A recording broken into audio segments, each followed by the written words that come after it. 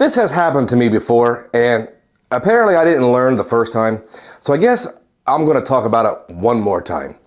They say he who teaches learns twice, or something like that, so let's see if talking about this once again will help me learn my lesson. See, recently I had 2 different credit cards basically jump into my wallet. And before you ask, I'm not exactly sure how many this is, but I'm thinking it's more than 35 active credit cards when I include both business and consumer cards. Let me go over this first card that I actually acquired in a conventional way, meaning I was pre-approved, applied, and was approved for it. See, this card has a soft spot in my heart. When I was a young sailor, this lender took a chance and approved me for my very first adult credit card. I used it for many years, and when I ran up a few cards and had to change my personal finance strategy, I paid it off and sock drawered it. During my Dave Ramsey no credit card phase, it was canceled due to inactivity. Once I realized how powerful credit cards could be when used properly, I called them to see if I could get it reopened, but I was unable. Moving on to American Express and higher end travel cards, I pretty much forgot about this card until a recent temporary shift back to cashback. Nostalgia got the best of me, and I ended up applying because why not? It's a no annual fee card that will always have a place in my wallet, even if it doesn't get used a whole lot. It's also a card that earns. If you follow my channel, you may know that I have been primarily team travel, and in the last couple of years, I've taken over 20 trips from domestic economy, budget hotels to aspirational Q suites to Dubai's Palm Jumeirah. Family trips and solo. I tried to do as much as possible until I got caught in a temporary burnout phase. I needed a reprieve, so I turned to a cashback setup to see how that looked for a certain period of time. A big influence on this move was a video by Spencer Johnson about how he redeemed some of his points for some new equipment, namely a new Apple MacBook. I like the idea of using some of these points in a different way and maybe rewarding myself with something material for a change. It's been about 2 weeks and I'm already having travel points withdrawals. Maybe this new cashback card can inject some enthusiasm for the cashback game. Recently, I applied for and received the Discover It card. Yes, the most basic starter card in the game, and I'll quickly go over the card and why I got it and how I plan to use it. If you like videos like this, subscribe to my channel, and if you get any value from this particular video, slap that like button. It actually really helps the channel. Like I said earlier, there is no fee to hold the Discover It, and it earns real cash back that can be deposited into a checking account.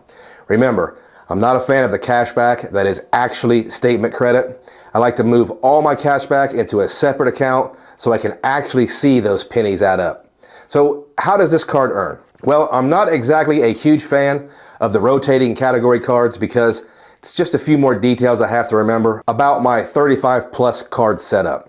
However, Discover has that sentimental value for me, and I wanted to sort of reward myself for deciding the more fiscally responsible play and earning cash back instead of paying tens of thousands of dollars a year on free travel. I was also declined for a travel card right before making the switch, and you guys know it's not good to go out on a loss. Discover It is a sensible, easy to get, and useful cashback card, so I picked some low-hanging fruit.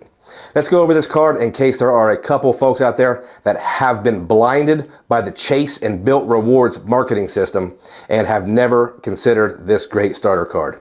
The card earns 5% cash back on quarterly rotating categories. Now, these categories are mostly for everyday spending, so it's almost always easy to use. This quarter in particular, the 5% categories are gas and mobile wallets. Historically, quarterly categories have included grocery stores, dining, and normally during the holidays, it's Amazon and sometimes Target as well. So pretty easy to use. One caveat for you high spenders though, is there is a $1,500 cap per quarter. You'll earn just 1% after that. And for everything outside the bonus categories, that's also 1%. There's not a traditional bonus on this card, but there's still a unique earnings bonus in that all your cash back earned in the first year is matched by Discover. So if you earn $100 in cash back in your first year of holding the card, that will be doubled to $200. So if you do the math with 4 quarters and a $1,500 spend maxed out, That's $75 a quarter or $300 for the year. Doubling that will get you $600 in cash back in your very first year. That's not an insignificant amount of money. Now, let me explain a bit of a math trick to make this even juicier. I got the card in August, so basically in the middle of the third quarter. Getting the card in time to put some spend on it means I can potentially earn in 5 different quarters within the first card year. With a cap of only $1,500, that shouldn't be too tough to accomplish. That means that in my first card year, I could potentially max out at $75 per quarter, 5 quarters. So $375. Doubling that for the first year of holding the card will give me $750 in cash back in the first year of holding the no annual fee card. So what do you think? Pretty good for no conventional bonus. At least I think so. So this was definitely a step backwards for the application in that I normally recommend this card as your first credit card. After you get some on-time payment history and get a good feel for the game, then you're on the chase. But I'm getting the card just a little bit later than that. The title of the video said 2 cards. Yeah, one snuck in there when I wasn't looking. I know this video didn't get a ton of views, but recently I mentioned here that I applied for the Bank of America Air France KLM Flying Blue MasterCard, and I was declined. Well, someone commented that the same thing happened to them, and a few days later they received a letter from Bank of America to call them about the application. Well, they called and verified their identity, and then they were approved. Well, with all the Bank of America rules and restrictions, I really thought I was just declined because I received the same letter. Then I called them. They wanted to know if I was traveling when I applied for the credit card. It was then that I realized that I had my VPN set to some faraway place, and that may have somehow raised some flags with B of A. I told the guy I use a VPN, but I was not traveling at the time, and he understood exactly what I meant. He came back on the line a few moments later and said, "Congratulations, I was approved with a credit limit of $22,500. That's a pretty healthy credit limit. Now, since I did a full review of this card recently, I won't go too much into it.